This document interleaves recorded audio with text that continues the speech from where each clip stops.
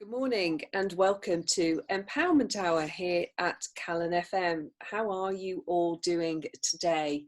I know the restrictions got lifted. I hope though that you are still staying safe and are looking after yourself and your families, and our best wishes to anyone who's experiencing the downside of coronavirus right now.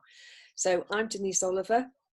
And I look forward to doing these Zoom recordings every week now. And another big thank you I want to make is to Amy at Calon FM. Without Amy, you wouldn't have the shows that you've got, because she poodles around doing whatever magic it is that she does to get these shows out and on the air for us all to listen to.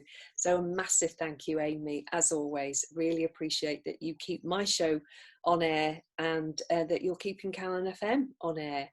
So welcome any new listeners we have today, and all the listeners that have been with us for as long as I've been on air and before and beyond. So thank you, everyone. So what are we talking about today? Well, my guest today is MichellePeters, and she's going to introduce herself shortly. And actually, it's a very positive story today. The pandemic has affected many businesses, and Michelle has very successfully been able to pivot her business and create a completely new business. But both her businesses that she has are about children. So if you have children, or you're perhaps a grandparent and have grandchildren, then listen in. So hello, Michelle, how are you? Hi Denise, I'm good actually. Yeah, it's been an interesting time, Hasn't it? It's a great deal of thought has gone into, how can we change our daily routine to adapt to this new situation. And yeah, I'm no different to anybody else. Thankfully we are all well though, and I'm very grateful for that. So before you tell us anything about your businesses, tell us a bit about you. Where are you from originally, and where are you now? Okay, so my childhood was rather nomadic. So I started life in a place called Yate near Bristol.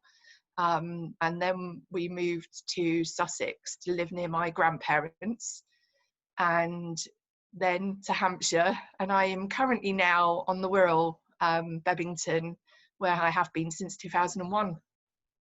Cool. And what did you start out with, say school, university, all of that? What was your interest as you were growing up and doing what you did back then before what you do now? Yeah, so I was a bit of a floater as a youngster.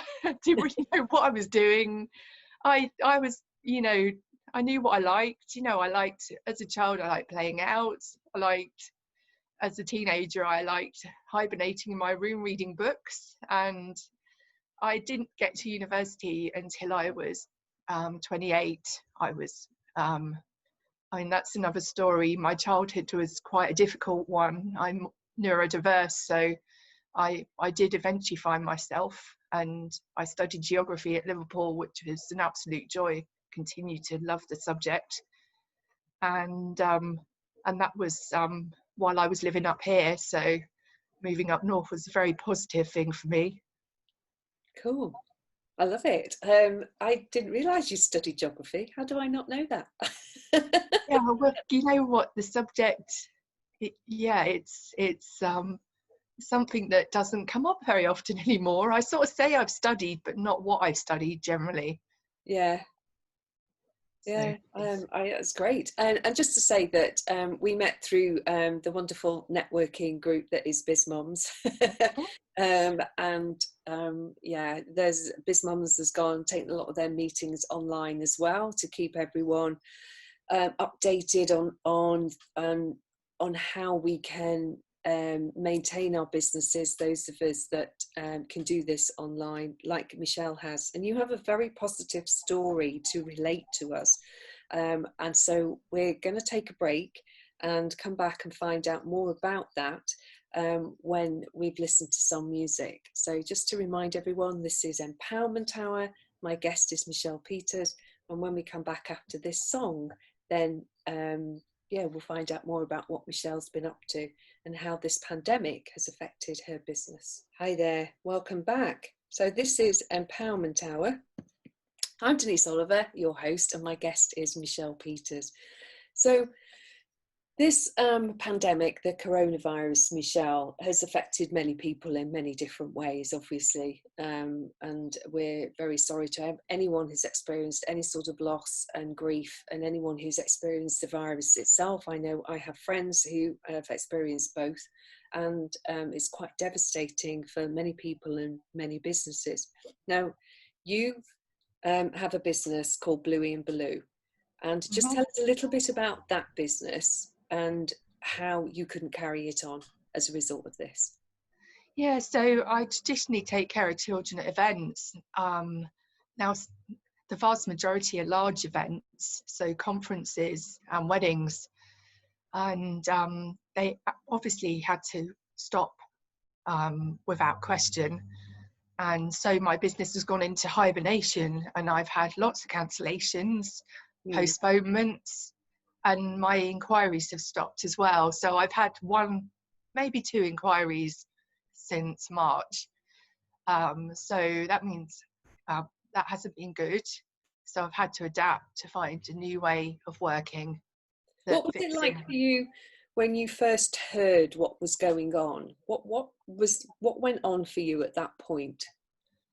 So obviously the first thing was thoughts about my family. So I actually did quarantine my daughter sooner than the guidelines. I just didn't send her into school. And for someone like myself, obviously, I work with children, and I'm fortunate my daughter isn't finding this challenging. So that was my first thought. And then actually having conversations with people like yourself. It was Rosie Diver who has been quarantined for longer because unfortunately for health reasons she had to be. So I gave her a call and she said, Michelle, how will things change for you? And that's all I need to start pondering and thinking, oh, okay, that's a good point. How are things changing? They're not going to be the same after we all come back. And so I got to thinking about what might I do, and this is where the bookshop idea comes in.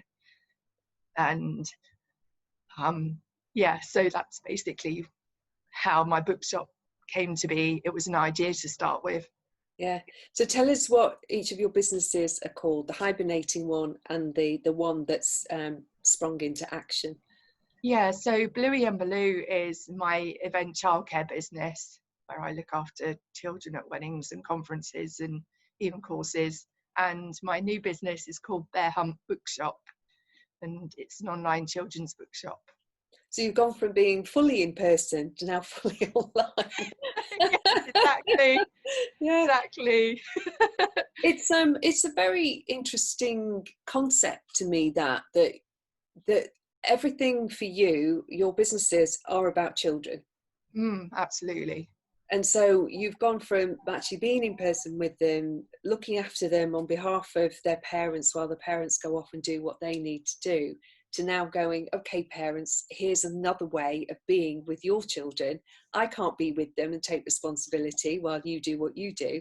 So how can I actually assist you at this time? Absolutely. Oh my goodness. And both the worlds are an absolute joy. The joy of being in a room with children, I can't have that. But yeah, you're absolutely right. The joy of a book, it can't be underestimated. I mean, and you think about all the emotions that can be experienced through the pages of a book. It's astounding. Yeah. And it's easy. You can sit down with your child, cuddle them, or they probably more likely they're going to fidget through the story, aren't they? Yeah. But there's a learning in that for them, isn't there? That's just an energy for me. To expect a child to actually sit rock solid still is, I can't sit rock solid still. I don't know about you. Bits of my body have to move, like my hands. No, it's impossible. Like I don't know how teachers do it with 30 in a room, when we're back to normal. I don't know how they do it. To always taking my hat off to teachers. I think they are amazing. Absolutely. Yes, they are. Anyway, something went through my head and I can't bring it back right now. Oh, children sharing books. yeah, something like that. I think there was a sort of a bit of a story coming through and it's gone. So I tell you what we'll do. We'll take a break. It might come back while the listeners listen to this next song. We'll see.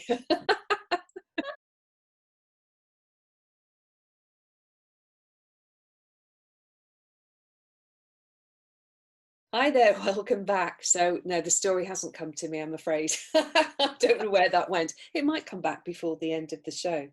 So I tell you what we'll do. Let's talk about being right up to date right now with your Bear Hunt book club. Is that right? Bookshop. And what that's about. Just so you were asked what action you could take, and that got your cogs turning. And you're a very resourceful woman. I know that about you. So, where did it spring from? So there is a little story. I'll make it quick. That's okay. So basically, 3 years ago, there was unfortunately some sad news that a wonderful lady called Iona Opie had passed away. She wrote some amazing books about children playing, so the folklore of children and various other things, and she'd amassed the most incredible children's book collection. And I thought, oh my word, children's book collecting. So I actually became a children's book collector as a result of that news, and have been for the last 3 years, and have loved it, absolutely loved it. So I've got my own personal collection, as well as now having a larger, lots of books to sell. But so when I sat there pondering, obviously I pondered, what can I do? And a hobby, lots of people turn hobbies into businesses, don't they? So this is basically me turning my hobby into a business. And so the next, part is I've already got, a good few people I'm following on Twitter that are in the book community. So, I've just transferred that over to having the connection as a bookshop now. Cool. So the bookshop's online. How does somebody find it? What do they look for? So yeah, it's, if you're Googling Bear Hunt books, you'll find going on a bear hunt. So the best thing to do is put bearhuntbooks.co.uk and then you might find me. Okay. But if you search for me on Facebook and Twitter, the odds are you might have more success. Or even Instagram. So social media is a great place to find you. Yes. So unfortunately, there's lots of sponsored books, that all the big bookshop names that we all know. So how many books are you selling, or what sort of children's genres are you selling? Is there a specific age group these are aimed at? So there's the thing, people do categorize books in ages, but the thing is, I haven't, and I know I might be that might be a bad decision, but in my experience, people enjoy books at any age. I mean, are you telling me the parents reading their little 3-year-olds don't enjoy that book? I mean, obviously after the 100th time it probably wears a bit thin, but so I'm actually not, I've categorized my books in a different way. So I've got collections basically. That the most important collection is probably the diversity and inclusion collection, which I'm growing. So at the moment I've got a book about an autistic deaf girl, or who's wearing a hearing aid. I've got children of colour, and I will be adding LGBT books and all sorts of diversities on there, that because this is our world. This is who is in it, and there's not enough representation in the book world. So that's that's the collection I'm most excited about. But I love all the books. You know, Yeah. they're all really. I My, read. my middle son wasn't one for sitting and reading until a teacher recognised that one of his things was pictures. And so Ah, she would just give him pictures to look at. And he learned so much from looking at pictures. And one of his mm. favourite characters was Garfield.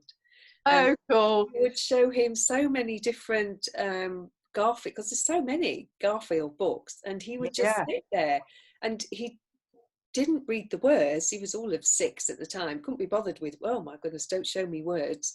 You know, he couldn't be bothered with any of that.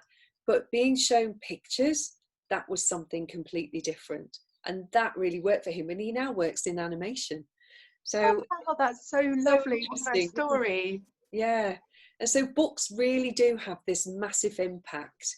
Mm. And I take my hat off to you for coming up with this idea and following it through, because a lot of people have ideas, but they genuinely think, oh no, no one will be interested, this isn't going to go anywhere. But actually you found this a really well, something that's grown way faster than you thought it could ever do. Oh, absolutely. I can honestly tell you how humbling it has been. The book community are wonderful. I can't tell you, you know, we all look up to people, and some it's celebrities, and you know they're slightly out of reach, aren't they? The book community is not the case. Like, I talk to best-selling authors Right. and they reply to me. I'm like, wow.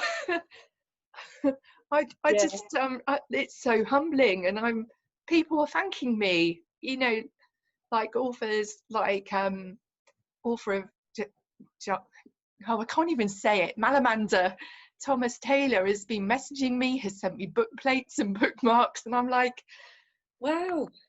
and Sam Copeland, who writes the Charlie Changes into the Chicken range, he is very much you know, responding to messages, tweets, mentions, and it's just like, oh, it's so lovely. Fabulous. I love it. I absolutely love it. We're going to go to another break now. And I've remembered the story, so I'll tell you. It's not a story, it's a comment, but I'll tell you after this Oh, break. So you're going to have to wait until after this song and then come back and have a listen to what I've got. Hi there, welcome back. This is Empowerment Hour. And just to remind everyone, this is a Zoom recording. We're not actually live in the studio as per the social distancing rules and regulations that we're experiencing right now due to coronavirus. So stay safe, everyone. Do what works for you. If you're not ready to go out yet, don't do it. If you are, do it. And that's all I can say, really. You've got to trust you and your knowing on this. So my guest is Michelle Peters. We've been talking about your Bear Hunt Bookshop, which has been a complete pivot. It's about children. This is what you love. You love being with children, and you couldn't be with them with your events business. So you've turned online and started a bookshop, which is phenomenal.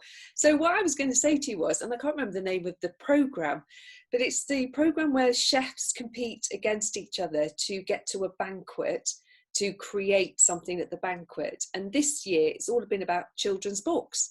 So they had to create dishes from their favourite books that everyone then recognised at the banquet. So one chef, they don't call them starters, I don't know what it's called, so it's like this pre-starter starter, and it was a little shoe, I know, a little shoe ball with some savoury filling inside, and then little pastry wings to look like the snitch from Harry Potter. oh, So they've done all of that sort of thing. And one guy, as a dessert, made an edible book, so oh, it looked like a book, and the kids just picked it up and went straight into it, whereas the adults are gently taking it apart to eat it with their spoon and fork. But kids just got straight in there. They were loving it. Oh, and the snitch thing, there was a train that ran, so it's like long banqueting tables. It ran the whole length of the table, taking these, wow. so everyone could take one off the train as it went past them. It's just phenomenal. They did such a good job. I can't remember, I don't know the book that the guy who won where it came from, but he made black tortellini that looked like witches' hats, so it was something to do with witches. And then the main course was Peter Rabbit and Mr. McGregor, and the guy had these big flower pots, and in the top of the flower pots were all the vegetables and a cream on the top, and then he put something black on the top of that so it looked like soil, so everyone had to dig into the soil to get their veg to go with their dinner. So really inventive, absolutely fantastic, you know, way of using a chef's talent, and they also had to get incredibly creative as well. So yeah, beautiful show to watch this time around. Sometimes, dare I say it, they're a bit boring, but this year it's been really, really interesting. So that's my story. So it sounds so exciting. I'm just sat here thinking, imagine a children's birthday party with a book theme with food like that on the table. Yeah, I mean, these wow. are done by Michelin-starred chefs, so I don't know how much they might cost you to Oh turn. yeah, this is like the royal family's birthday party type thing, yeah. But you know what interested me, Michelle, is the number of children who round about age 10, 11, 12 were actually had their own online book reviews. And so they're actually reading, reading books. Find them. Yeah, so they're reading teens books do. them. So just phenomenal. So these kids are there. It's just brilliant. And it was all filmed before lockdown, so there was no social distancing on the show. So, you know, filmed way ahead of this. But yeah, I'll ask my husband or my daughter what the name of the show is, and then I'll send you the link so you can take a look at the final, and then you can have a look at that. And these kids are there with these authors, and they're like, oh my God. And there was the author who wrote the Horrid Henry series, and there's a little Jessica Simon. She was there, and a little boy called Henry went up to her to get her autograph. Was he horrid? Yeah, and that's lovely. Said, do you ever get called Horrid Henry? And he was like, no. I'm taking up all of your time here. So he's going to be called that now, though, isn't he? If anybody's watching that knows him. Yeah. So just tell us a little bit about collecting books. What fascinates you about collecting books? Yeah, so it's a world that not many really realise. I mean, have you seen how much Harry Potter's go for? The first editions. No. Ludicrous amounts. I think even one went for $1 million. No way. Honestly, yeah. And the Jungle Book, all the really wonderful old classics, they go for thousands and thousands, but not even books that old. So what about Enid Blyton? I've got all my children Enid Blyton books. I must have about 25, 30. Well, they need to be either a special edition or the first copy that came out. Yeah, so I don't know if they are any of those. I've got a lot of them. No, you're not that old. Yeah, I am that old. Yeah. Yeah, I've got loads of Famous Five and stuff like that. I devoured them when I was about 8. I loved them. Did you? Yeah. Well, you still have your own from not that way back when, honestly. I remember. I still remember to this day. I shared a bedroom with my older sister, and waking up on Christmas morning to this stack of books, absolutely huge stack of paperbacks, Penguin paperback books, and going, wow, it was like, that was my dream world, was to how lovely books, and to find that there was all of this, you know, I just was a voracious reader. And basically we were very poor when I was growing up. You know, I grew up with holes in my shoes and all of that sort of thing. When a friend of my mum's had gone to work in a book factory, and basically these were the seconds. These were the ones that weren't good enough to go out to the shops. And when you look at them, the pages don't quite match up and stuff like that. Did I care at age 8? Did I heck? Just read them, you know. And I still got them now, and they're really yellow and, you know, really old. And one day they'll just disintegrate. Well, one of the things that that we can do to take care of our books is so I thought I'd just tell you a couple of tips because let's face it, books can be enjoyed for so many generations. Yeah. So first thing is try not to eat when you're reading a book. I know it's hard. Who doesn't have a biscuit and a cup of tea with a book? Try not to, especially if you're holding, you know, an expensive hardback that's just come out. Try to keep your books in size order on the shelf. So there are lots of things I could tell you. If you're looking for how much your book might be worth, so say you've got Going on a Bear Hunt from 1995, if you look on the copyright page, it will say the year it came out. So in Bear Hunt book, Going on a Bear Hunt book case, 1995, and then there'll be a row of numbers. There might be a first edition, and then there's a first print. So if you're a collector, that's the holy grail, basically, first edition and the first round of printing. And that will come around as 13579, or the other way around, 103 ending at 1. That is like the first set of books to ever come out of that particular book. So if you have any children's books that are a bit old, or you've even just bought new books, take care of them. Yeah. Don't put them upside down. Use a bookmark. There's nothing better to loosen the spine of a book than putting the book upside down, and it will fall apart eventually, won't it? So that's a few tips. Yeah, that's amazing. Thank you so much. I hear that there's like lots of blogs in all of that. You could be writing about that sort of thing, because there's a lot of stuff there that people just don't know. I didn't know.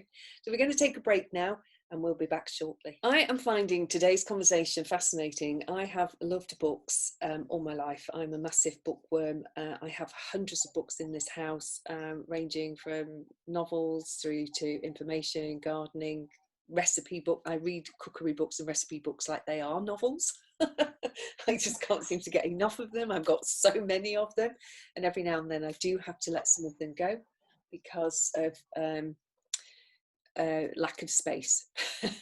So I'm just going to say, as we're doing this recording, a neighbour has just come to the front door, so you will have heard the bell ring, and there may well be a bit of conversation in the background, but Michelle and I are going to carry on regardless. So Michelle, just what do you want to do first? I know there's a poem that you want to read, and also you've got some hints and tips for parents as well, haven't you? Yes, so I'm just leafing through a book called A Great Big Cuddle, Poems for the Very Young. This is a book by Michael Rosen. You may have heard of him. Yeah. He's if anybody that knows him is hearing this, I hope his road to recovery is progressing quickly, because he's unfortunately not well. But yeah, there's some really amazing poems in here. You know, there's lots of words like dippy dippy, mippy moppy. In fact, I might read this poem to you. Yes, thank you. That would be really lovely. So if there are any children listening, I'm dedicating this to you, and this is a poem called Tippy Tappy. So are you fitted in comfortably, children?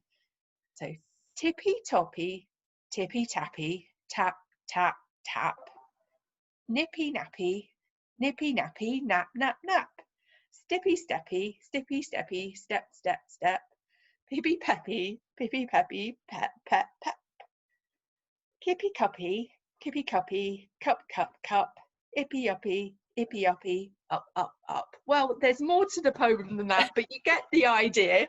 You know what that reminds me of? It reminds me of like words that children make up. Exactly, it's words you can say to your children, they can repeat back to you, they can move around, they can be uppy uppy and Downy downy. and it's, you can say these words throughout the day. If you read poems often enough, they somehow find their way into your everyday language as well. And it's like fun, it's fun in the moment. So I love things like that. I love poems that I think from a book point of view, there's something for everyone in a book. You just have to work out what works for you in terms of, especially with children. So all three of my kids loved books, but there's the one that read voraciously. I've mentioned my middle son, who was all about the pictures, and then audiobooks. Oh my goodness, did all of mine still to this day are huge audiobook fans. So is there anything like that in your bookshop? Do you have audiobooks as well? Or are you about No, to start because recording? we, unfortunately, things like that tend to be on platforms that are much, like Audible. Yeah. So, no, I haven't actually gone down that route yet. Yeah.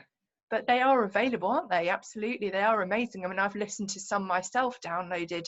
The Philip Pullman series, Yeah. the most recent one, The Book of Dust. I have the first two. The third isn't out yet, obviously, so I'm on audio, and it's an absolute joy. I walk the dog listening to audiobooks, Yeah. and they're great for journeys, aren't they? Phenomenal. And that's where there was a point at which each of my kids had, I'm going to say it was a Walkman. I don't know if it was a Walkman. Do they still exist? So that they could each listen to audiobooks. And it was a way of getting from here to there, however long it was going to take, relatively quietly. They'd each have their own butty box full of food as well, and so they could choose when they were going to eat it. So they did eat while they were reading books. Sorry about that, Michelle. And yeah, audiobooks, what a revelation to kids to use their imagination as well when they were listening and what they were hearing. One of the other things about kids and books is actually I discovered that my kids actually quite like to have a little bit of a scare. They quite liked something that was not always nicey nice. And so that, because life isn't always lovely, is it? And full of roses. Stuff happens in life. And yeah, so I can't think of one of the things that they would, well, certainly as they got older as teenagers, they read a lot of scary stuff. Oh, there was a conversation on Twitter about an 11-year-old who wanted to read Stephen King, and I'm like, Yeah. as an adult, I find it petrifying. And people were saying, just let them read it. Yeah. But of course, there are definitely books for children that are scary. I mean, I've got a few myself. Yeah. Scary creatures from the deep, scary monsters, scary dragons, and evil wizards. Yeah. There's so many of those. I mean, Yeah. I'm reading a book at the moment, The Calling of Morrigan Crow, and she's something called a wondersmith, and I probably that's a spoiler for anybody who hasn't read it, but she's basically this powerful creature that has strong powers, and she didn't know she had them, but she's got some terrible enemies who are kidnapping all sorts of mystical creatures. So yeah, it's great. Even younger children can, I keep on going back to the bear hunt, but what's in the cave at the end? Or what do they need to get away from? So even young children can have scary moments, can't they? Yeah, absolutely. Yeah. Really cool. Thank you. We're going to take another break now, and Okay. we'll be back shortly. So I'm really enjoying these conversations, Michelle. It's brilliant. Thank you. Oh, so am I. It's lovely. Hi there. Welcome back. This is Empowerment Hour with myself, Denise Oliver, and my guest, MichellePeters. And this is a recording, and things are happening in my house. You might be able to hear my washing machine. You can definitely hear my husband talking in the background. I am at home. This happens. So I don't have any dogs or animals or anything like that. So there won't be any dogs barking or anything like that. And as it's, I record on a Sunday, ready to get it over to Calon FM and Amy to sort out ready for Thursday. So it's a bit quieter usually on a Sunday morning. And so that's why I choose today. So, Michelle, what would you normally be doing on a Sunday morning? Well, that's the thing. Events are normally at the weekend, so my weekends generally weren't my own. I'd be off over here, there, and everywhere. So, I mean, usually it's weddings at the weekends. Not that they're just weekends anymore. Weddings happen all over the week, don't they? But yeah, I might be loading my trailer up or my car, thinking about what equipment I might need. Have I got all my stocks in? So I might be popping out to buy some art and craft supplies. Depends what time the booking is. So yeah, that was, or I might be I might not have any work. It might be during the week. Some was. So yeah, that was pretty much me. Yeah. So in terms of Bluey and Baloo, what sort of age groups were you looking after? And then if you could give us any sort of hints and tips around for parents while they're at home with children, that would be great. Yeah, so ages up to 11 or 12, although I can look after older, and they did dip into the spaces I was in. I wouldn't call it childcare for a 12 or 13-year-old. It's more an entertainment for them. As far as tips, so I'm a play worker as well as being a parent. I've been a parent since 1993 when my oldest daughter was born. And the thing that that I always think about anything that happens with children is, how can I support them? So it switches your shift slightly from always worrying about what they might do, or to thinking, what can I do in this moment? Or how can I respond to their needs? Are they finding it challenging? And that's something else that I could talk about, but we don't have that much time. But that's another show. Yeah, there's something called demand reduction. So basically, have you ever noticed sometimes we spend all day shouting at our children? Myself personally, as a professional, I think less is definitely more. So how can I reduce the demands I'm making, or be creative? I'm a great fan of silliness.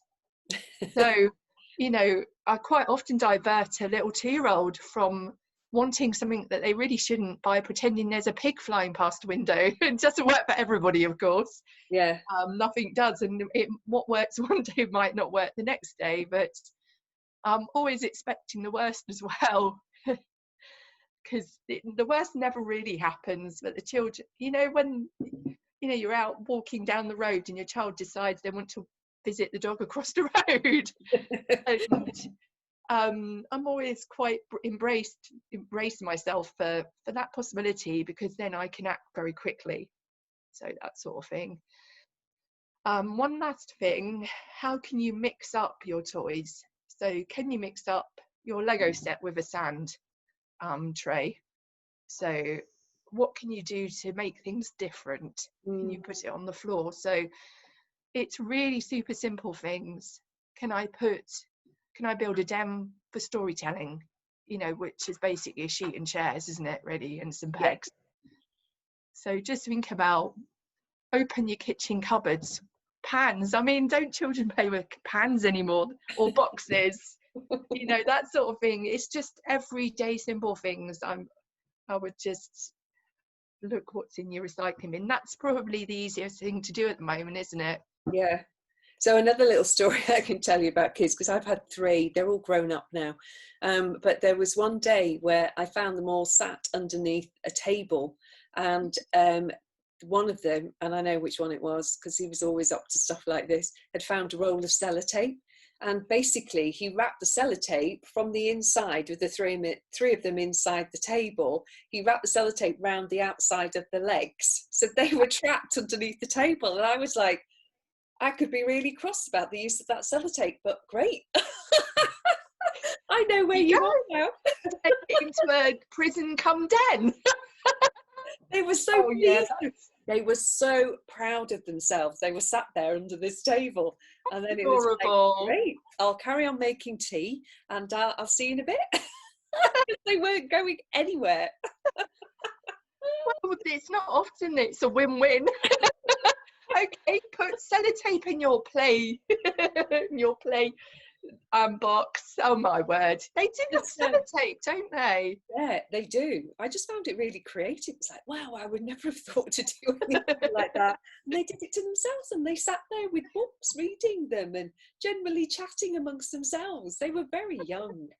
So and I have to commend you, Denise, because your response is what we would call, it's a very simple word, enabling, in the playwork world, because imagine what would have happened, what the outcome would have been if you had been a different person, different response. So the power of our own responses to what our children are doing change things enormously, don't they? Yeah, exactly. They can either kill the joy, or they can actually see the moment for what it is and celebrate the joy in the moment. Yeah, that's really cool. Gosh. So Yeah. let's take our final break of the show and come back Mhm. with our last section after this next tune. Hi there, welcome back. This is the final section of today's Empowerment Hour with myself, Denise Oliver, and the very lovely MichellePeters of Bluey and Blue, which is in hibernation, and Bear Hunt Bookshop, which is very much flourishing. So final section, just to wrap it all up, just tell us what the bookshop is about and who it's aimed at. So yes, it's for children that like to read, that might not know they like to read. It's for teachers that want to keep on top of the latest books, because we do have an awful lot of new books in stock. And who else? There was one more person I was going to say. I guess as well that if there's a grandparent that not seen a grandchild Yes, for a long time, absolutely. it'd be great to find your bookshop and to choose something from there to send to a grandchild. Yeah, absolutely. In fact, we have done that a couple of times already. So yeah, in fact, my own daughter's grandmother ordered something, so she was my first online client. So Amazing. yeah, we're the sort of place that you can ask for help. So, I've got all the social media channels. You can message or email me. I don't really know what to get, and you will get a reply, probably a longer one than you're expecting, because there are so many amazing books. Yeah. And I've been collecting for 3 years, so I know an awful lot of books. I can recommend a good few, and you're much more likely to get something that's worth reading. So do you have local authors as well that people might Yes. not Oh, know I should about? mention it. So I do. We also have self-published authors. So Team Author UK have a fair few children's authors under their care, well, within their sort of community. And Jude Lennon is one of the books I stock. I actually sponsored the book. I know you can't see it. Yeah, There's the a way book called... Michelle sat, she's got these lovely bookshelves behind her full of gorgeous books. Indeed. But there's a book called That's Our Home, which is all about the poor little sea creatures that are suffering because of plastic being dumped on the beaches. And there's other books. There's an author that lives only just a mile away from my house, Natalie Billing-Reeves. Her book is all about monsters, and it's really seeing the monster in the everyday life, children, little monsters and mummy monster. So and there's all sorts, alien books. So yeah, that's Something for been a everyone joy. by the sounds of it. And also any adults that are into collecting, you could also help them.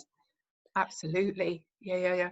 I take my hat off to you, Michelle. I think you've done an amazing thing here. Thank you. Do.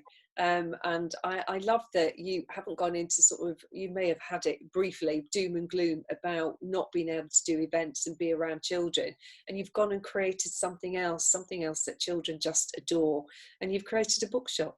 So I just want to say that's amazing, because not everyone would even consider doing something like that. And thank you for coming on the show. I've loved having our conversations today. Oh, it's been a joy too.